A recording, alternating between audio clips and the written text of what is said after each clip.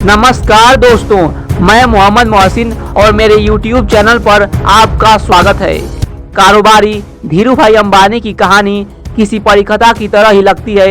एक ऐसा शख्स जिसने अपनी पढ़ाई लिखाई भी ठीक से पूरी न की हो और कम उम्र से ही रेहड़ी लगाने जैसे काम किए हों, उसने जब इस दुनिया को अलविदा कहा तो उनकी कुल संपत्ति की कीमत 62,000 करोड़ रुपए से भी ज़्यादा थी।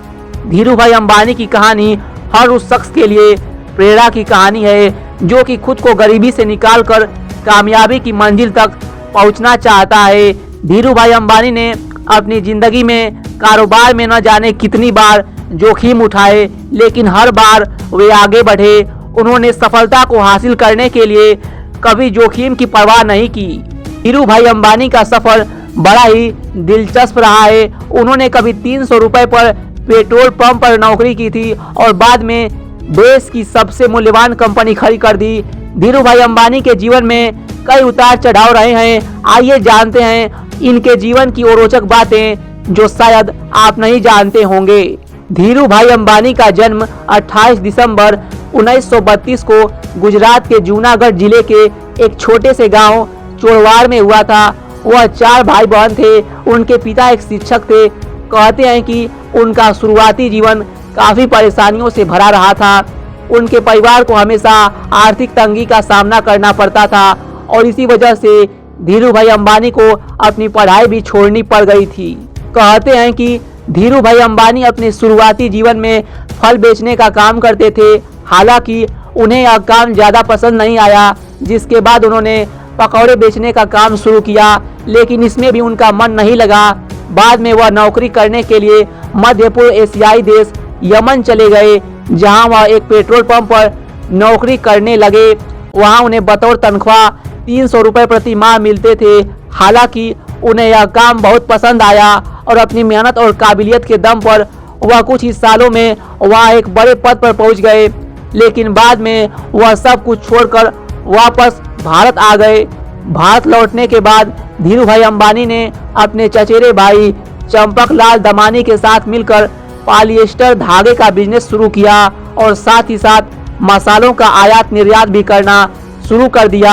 हालांकि बाद में वो दोनों अलग हो गए, जिसके बाद धीरू भाई ने साल 1966 में गुजरात के अहमदाबाद में एक कपड़ा मिल की शुरुआत की, जिसका नाम रिलायंस टेक्सटाइल रखा।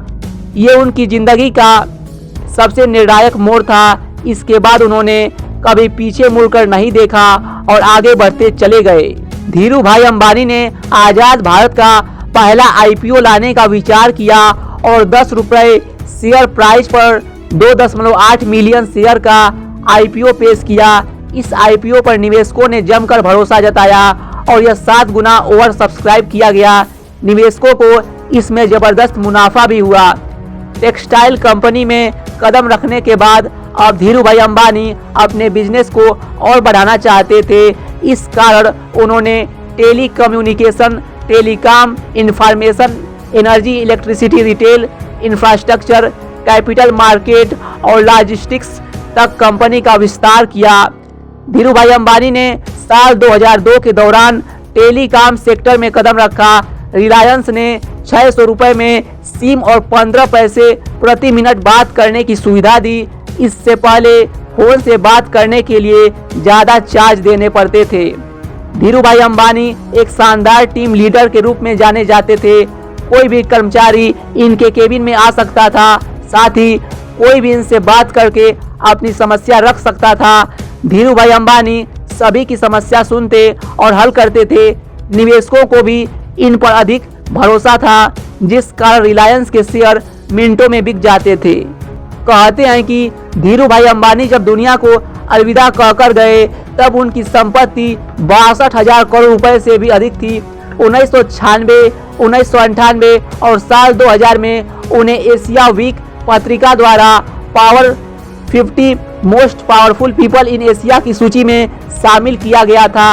इसके अलावा साल 1999 में उन्हें बिजनेस इंडिया की तरफ से बिजनेसमैन ऑफ द ईयर का अवार्ड भी मिला था।